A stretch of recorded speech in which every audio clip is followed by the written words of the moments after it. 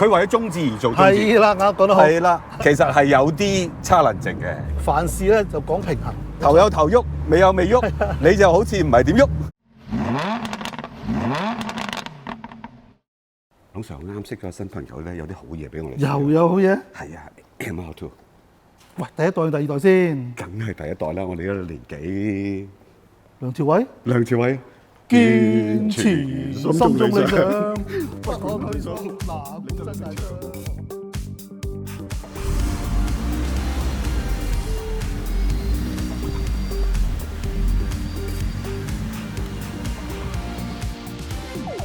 相信大家一定係好想睇我哋試呢架 MR2 啦。不過唔好意思，阻大家一陣，我哋先介紹啲好嘢先。眼利嘅觀眾咧就一定發現啦 ，Edmond 今日帶咗好靚嘅錶，街鋪未有得買㗎，因為佢係 Casio 旗下嘅專屬賽車 Edifice 系列同 Toms 聯成嘅最新別注限量版。呢個星期就可以網上抽籤買到㗎啦。上兩次 Edifice 同 Toms 嘅合作反應非常熱烈。所以今年佢哋有新一次嘅聯乘合作，而設計嘅靈感咧就係嚟自 Toms 嘅 Luxurious 跑車。佢除咗有 Edifice 系列 Tough Solar 光動能、100米防水、藍牙連線等等嘅功能，最重要嘅 highlight 係上面嘅 Toms 元素。成個錶盤都係碳纖紋，6點位置嘅嵌入式錶盤，仲做成幻彩金屬顏色，模仿翻 Toms 鈦合金尾喉顏色嘅特徵。仲有 Toms logo 同指針都係用咗金色。錶殼仲相當薄，得8.9mm， 戴上手成件事型仔得嚟又好 fine 下。如果你對呢一隻 Edifice 同 Toms 第3次聯乘嘅限量版手錶有興趣咧，可以撳畫面右上角或者影片 description 下邊嘅 link， 去 Casio 授權網上旗艦店登記做會員，參加抽籤。提埋你哋啦，截止日期係下星期3 5月18號。補充一句啊，而家用 Rev Promo 呢個 promo code 喺 Casio 授權網上旗艦店買精選 Edifice 系列手錶都有8.5折㗎。其實今日龍 Sir 戴住呢隻錶咧，都係 Edifice 新款 Heat Gradation 系列嚟，大家都可以用呢個優惠碼去 Casio 授權網上旗艦店買到㗎。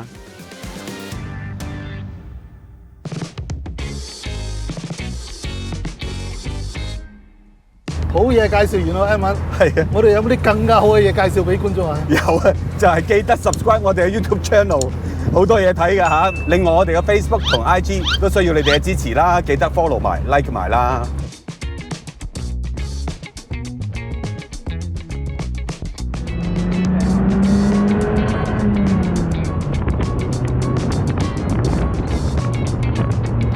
龍 Sir， 我其實就好多年前揸過 MR2 嘅，直頭係呢個 AW11， 但係我架係自然吸氣嘅。我當其時冇好大嘅感覺啊，嗰陣時我試已經係一架舊車嚟㗎啦，咁所以個狀態亦都唔係話真係好好咁，我係咁依揸下，所以就印象唔係好大。今日揸嘅呢一部 4AG2ZE 嘅機器，1600加 Supercharge， 按當時官方嘅數字係145匹左右啦。咁喺當時嚟講都算大嘅，車身係重咗少少嘅，原裝係 under 1000㗎嘛。而家呢架係1100度啦，但係都仲係好輕嘅。其實頭先揸一揸咧，我覺得我車頭好似冇嘢咁，你覺唔覺啊？車頭除咗凍之外咧，仲係輕啊！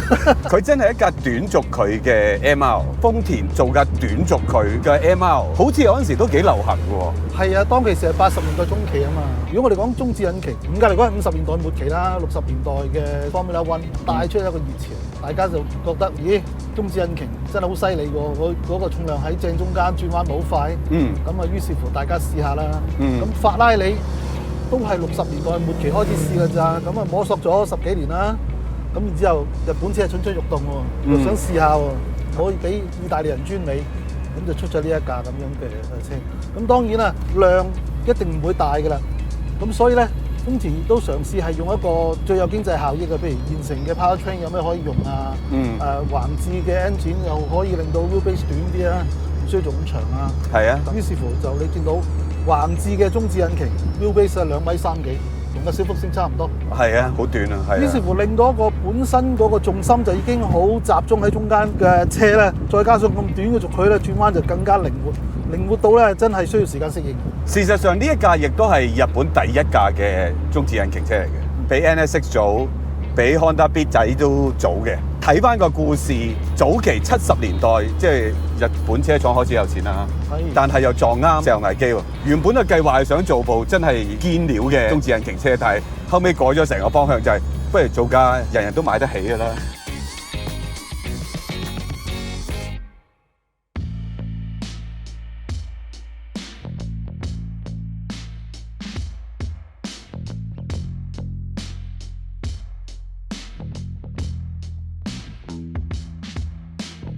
橫置嘅中置引擎其實有好定唔好嘅多咧？橫置咧就其實喺嗰個重量左右嚟講，個 balance 咧，梗係冇重置咁理想啦。但係你諗諗，如果嗰台 engine 係重置嘅中置引擎嘅話，成個 wheelbase 要長。係啊，要拉長啲咯。咁喺80年代中期，一個長嘅 wheelbase 咧係困難嘅，因為嗰陣時嘅車身工藝唔係咁好啊，咁就唔夠硬。另外就係、如果你做一個重置嘅話，你就睇翻你嗰間車廠本身有冇呢一類型嘅 powertrain。啊，係咁啊係。如果冇嘅話，無中生有整一台又賣咁少咁嘅，冇興趣做噶嘛。但係4AG 配橫置引擎嘅波箱咧係有嘅喎。你記唔記得喺 AE80嗰期嘅 Corolla 咧？雖然大家個心裏邊仲係記住86，係，但係其實有架 FX 嘅，係用 4AG 計嘅。係啊。咁所以咧就非常啱使。咁所以早期嘅 MR2 咧就係 4AG 計啦。後來進一步發展就成為呢一部 Supercharger， 有個增壓器啦，適度地將嗰個活塞改一改啦，就令到佢個 compression ratio 降翻低。所以個馬力可以提升。咁佢好得意嘅，有綠燈仔嘅標板嚇，我哋都研究咗一輪。原來呢個綠燈仔就係當嗰個 intake manifold 嗰個壓力去到正數，即係我哋平時所有嘅自然吸氣都係負數㗎嘛，真空㗎嘛。當佢去到正數咧，佢就話俾你聽啦，揾張綠燈閃，話俾你聽而家係正啦。咁同時咧，嗰個 compressor 亦都會 cut out。如果壓力大得滯嘅話咧，佢甚至乎有個 blow off valve 放氣嘅。所以偶然都會聽到飄咁嘅聲喎，好似喎。呢部引擎同我哋上次試嗰架 AE86又加咗 Supercharge， 好似真係都幾大分別㗎喎。係啊，醒神好多喎。係啊，因為 4AG 我哋以前都講過啦，佢用一個好舊派嘅方法提高性能嘅，就係用一個好大嘅 valve 夾角。除此之外咧，就冇乜計仔㗎啦。但係佢嗰個唞得順啲咧，其實係夾硬係犧牲咗一啲咧未完全燒晒嘅油咧，喺4度燒埋。其實個效率係唔算係認真高嘅，因為佢始終自然吸氣，你就係有吸入去嗰個 pump loss 啊嘛，壓力上嘅損失啊嘛。同埋咧，由於佢係用一個咁大嘅夾角咧，會令到佢嘅低轉咧係唔係咁理想嘅 4AG 計。呢一部 engine 加咗個 compressor 咧，雖然話佢最大嘅增壓8個 psi 咧喺4000轉嘅時候出現，但係其實你一着車個 compressor 就做嘢㗎啦。係啊。一路上到去咧，佢認為夠晒力壓力先至同你熄嘅。咁佢係有個好似冷氣泵嗰個 magnetic clutch 咁樣咧，係可以開關嘅。咁所以咧，你有咗個 compressor，令到嗰個低轉嗰個壓力唔夠均勻嗰個現象咧，大大改善。成部車由怠速一路去到中高轉嗰個反應咧，你覺得好過以前好過舒服好多，真係。係啊，舒服好多，我真係估唔到喎。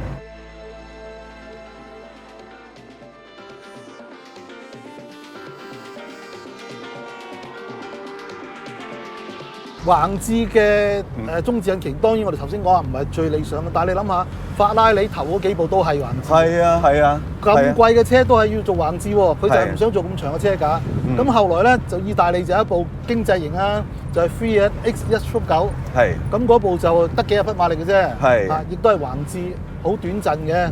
啲人話同 MR2 有啲似喎。啊，反而更似嗰部係 Matra。其實個工程師都有講嘅，佢深受呢架車嘅影響嘅，其實。大家睇圖就發覺，咦，真係有少少同 MR2 有啲似樣嘅喎。原來呢架中置嘅 Matra 咧係由 Simca 嚟嘅。Simca 就係上次你試架 B 圖嗰陣時都有講過啦。係 Simca 1000咧係一個後置引擎嘅車嚟嘅。咁所以佢係用 Simca 1100去改出嚟一個中置引擎車，但係實際揸起上嚟啦，真係咁短嘅軸距。其實係有啲差能值嘅，雖然佢個馬力就唔係話真係10分大，但係佢都係敏感嘅，特別去到 Supercharge 引擎咧，即係啲力係嚟得快好多嘅。係，你揩一揩，其實 engine 到個轆仲一聲就到，差唔多係接近冇過程嘅。其次，我覺得揸嘅時候，我感覺就係當路面嘅跳動多嘅時候咧，呢啲咁短軸距再加重心咁集中，仲係偏車尾少少嘅，其實佢。係啊！哇！突然間會點一點啊，直頭會點一點啊！凡事咧就講平衡。engine 嘅馬力同個車架咧，永遠都係講平衡，就睇下邊個叻過邊個。咁我就知道呢架車雖然馬力唔係好大，但係佢係中置引擎，個靈活性咁高，所以其實呢一個馬力咧係足可以令到個車好容易會 spin 嘅。所以我揸嘅時候咧，我就好似你揸啲好大馬力嘅車咧，你咪等佢出晒彎擺直咗個車先篤油嘅，我就用呢個方法嚟揸，咁就穩陣啲咯。雖然我哋話重心係得一個，車身係某一點係重心，但係其實咧。你實際上一架車係一個個體嚟嘅，佢真係會分前邊同埋後邊咧，係各自做嘢嘅。咁呢架車後邊係重過前邊咧，佢 roll 嘅時候咧，其實係後邊主宰住前面嘅。平路我可以轉彎，可能反應好好嘅。但係如果有彈跳或者有啲rolling 嘅時候咧，嗰堂軚咧同平路嘅反應又唔一樣喎。係啊，因為後邊當面嚟咗前邊啊嘛。係啊。咁所以呢個係揸中置引擎車嘅特別要小心嘅地方。頭先我上山嗰段有一個幾特別嘅感覺嘅，就係當我俾油出彎嘅時候咧，個頭其實有少少升一升。係啊，即係雖然你話中置引擎嘅平衡好好啊，但係佢真係個尾多啲嘅，其實同埋啲力真係嚟得快。即係你再加埋油，佢再坐一坐，原本個頭已經好似冇嘢㗎啦，就會更加輕一輕啦。咁又係揸呢啲車比較要小心嘅地方。係啊，冇錯。不過咁喎，揸中置引擎車咧，你個人坐喺個中間嗰個感覺好強烈嘅。平路你咁樣行緊咧，有啲崩平咧，你感覺你個人係真係喺中間嘅。係頭有頭喐，尾有尾喐，你就好似唔係點喐。所以呢個係幾得意嘅，我覺得係揸中置引擎車，無論呢架 MR2 定係快利，都有呢種感覺。而呢架係仲明顯啲嘅，唔知點解。啱完咗嗰個咩冬季奧運會，你睇到嗰啲花式溜冰嘅選手，佢做旋轉嘅時候咧，佢一定係合埋隻手，將隻手伸高嘅，咁就令到嗰個成個人嗰個旋轉慣性縮到最細。呢個亦都係中置引擎個目的。佢最大嘅優點係個重量集中喺中間，令到個旋轉慣性係好細。即係話咧，你扭少少軚架車就即刻可以同你轉好多嘅。即係轉得好急好快嘅。係啊。咁呢一個咁樣嘅所謂優點優勢咧，你就要配合翻你條路靚唔靚啊？你個懸掛系統，你個設定係如何喎？即係譬如如果條路唔靚啊，你俾咗太硬嘅話，個車彈起咗離地時間多，但係佢又轉得咁個勢係咁急嘅話咧，有時係好難處理喎。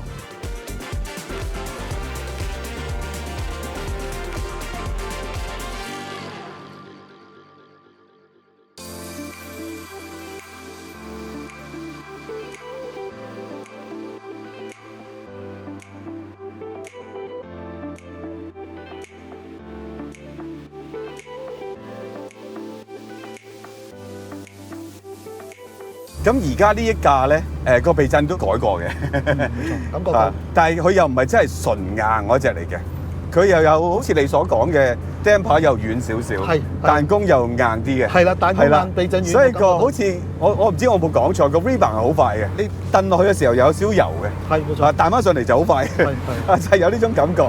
其實如果真係原裝，即係當然我哋而家冇試到啦，可能係仲係偏喐多少少，我相信會係中置引擎可能咁樣仲好少少。定係我哋太過老頑固咧嚇，我唔知。我諗都係睇路況，譬如如果大霧山嗰種路況咧，可能腍啲好。即係而家好似呢一架連個彈弓都 tune 腍少少，即係軟翻少少，可能應付到嘅情況會更加理想係嘛？龍 Sir 你又揸下？好啊！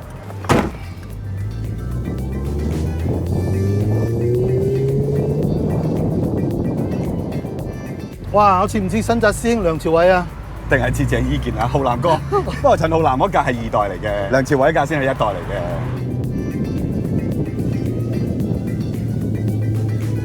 嗱，你睇下而家15轉，我用3波行緊30公里，呢啲係4AGE計做唔到嘅嘢嚟嘅。係，我記得4AGE要炒到3000度啦，即係你又覺得佢順滑啲嘢。係啊，所以估唔到呢個 Supercharge 引擎係真係唔錯。雖然好似你所講，其實佢呢一個 layout 呢個 configuration 係一種好計算過後出嚟嘅一個中置引擎，就唔係嗰種一往無悔，我係做一部超級跑車，一部跑車，為咗最完美嘅 dynamics， 我做部中置。佢為咗中置而做中置。係啦，啱講得好。係啦，理論上佢未係一個完美嘅狀態，唔完美還唔完美。今日揸落嚟又另有一番風味嘅喎。係啊，中置就係中置嚟，係唔一樣。我哋揸車揸咗幾十年，都慣咗有部機器擲住喺個車頭嗰度。係啊！你突然間冇咗咧，好奇怪嘅呢個感覺，又有啲空虛咁樣。誒，應該有嘅嘢冇咗，但係咧又覺得好似解放咗。嗰嚿嘢我煩咗我幾廿年啦，即突然間冇咗，係啦，好得意嘅感覺。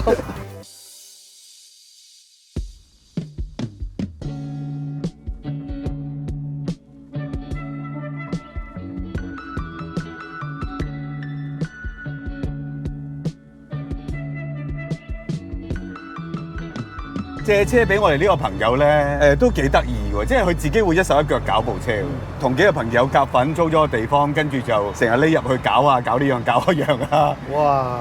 佢侵唔侵人玩㗎嘛？有冇都好有興趣喎。搞埋我哋係好熱㗎喎。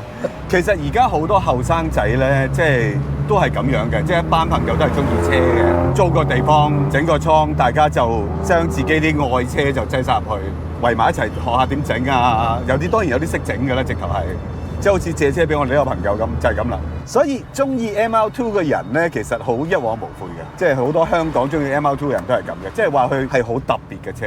咁同意嘅，我都同意嘅。相對嚟講，我之前揸個 Beat 仔啦，即係都係中置啦，冇呢架車嗰種感覺咁大嘅。可能 Beat 個馬力係仲細啲咧，得嗰幾廿匹咧，你反而有好多嘢係發現唔到。呢架你發現到嘅時候，你發覺係有缺陷嘅，咁但係你揾方法去克服佢咯。係啊，啲人中意揸 MR2 就係中意佢嗰個挑戰，係有啲難度嘅，係有啲難度啊，係有啲難度啊。即係以我哋揸過 JDM 嚟講，佢馬力係差唔多係最細嗰批嚟嘅。咁但係你講揸起上嚟要啲時間適應嘅，可能呢部係數一數二喎。嗱，大家又俾下意見啦，即係究竟咁多部 JDM，你哋覺得最難揸嘅係邊部咧？又俾下意見我哋，大家討論下。